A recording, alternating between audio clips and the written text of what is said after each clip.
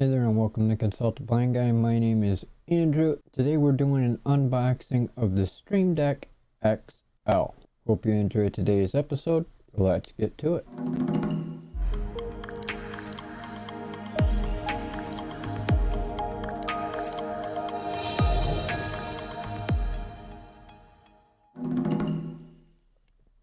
As I said, welcome to the show. Today we're doing an unboxing of the Stream Deck XL. Many of you in the community know that over the past year I've been doing a lot of various different upgrades to the studio to bring you a higher quality stream and higher quality video recordings for here on the channel.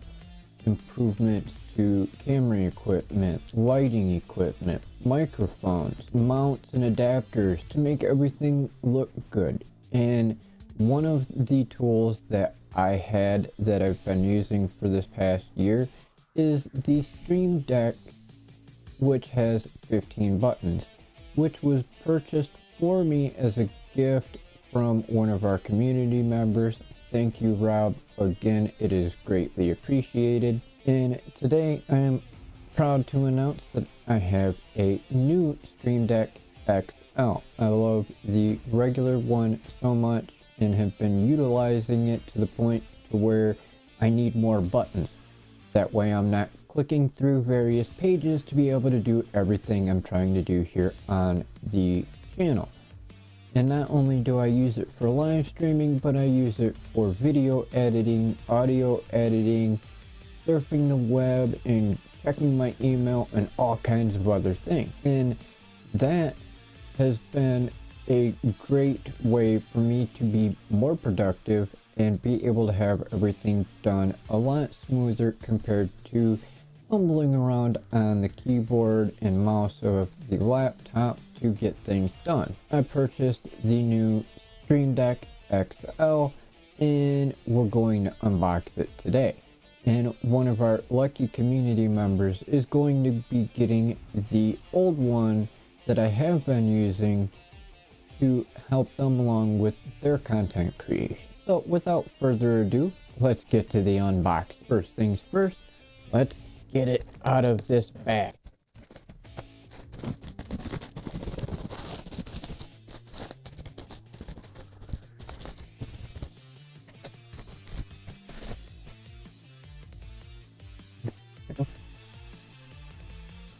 This one has 32 buttons.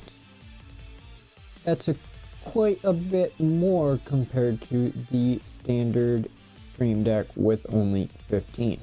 And Stream Deck also has a mini version which has only got like 6 or 8 keys to it. This one here is the XL, which is their largest version of the Stream Deck. And if you're interested, the link for this is in the description in case you want to see how much it is and if you want to purchase one yourself. First thing we have is the manual. And then as you can see here, they've got a nice little cover on the keyboard to protect it in the box.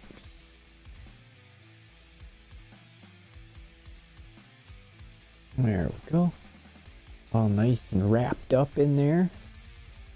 And then underneath that is the USB cable to connect it, as well as another small little manual, probably the quick start guide.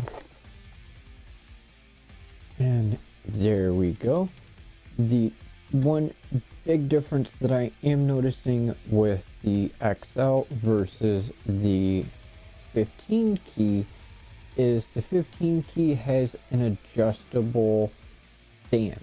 This one does not seem to be adjustable at all. It is sitting exactly how they want it compared to how we may want it. But that's entirely alright. Nice thing to see here is it does actually come apart. The back does separate from it, so you can have it just sitting on the table if you want. And the bottom does have a plastic layer on it. I'm assuming that is to protect the non-slip bottom, which is cool. Surprisingly, the cord input is actually up off on the side compared to being in the center where you would usually expect it to be, but that's alright. Of course, you're gonna have to download the software to make it work, but thankfully, because of having the 15 key, I already have the software installed, and I'm currently using the 15 key while we do this video, so I still have control over my transitions and things like that. Another nice part is with this, the mount or stand already has a hole to be able to feed the line through, and it's also set up in a way that if you have any excess cord, you can actually feed it back into the stand.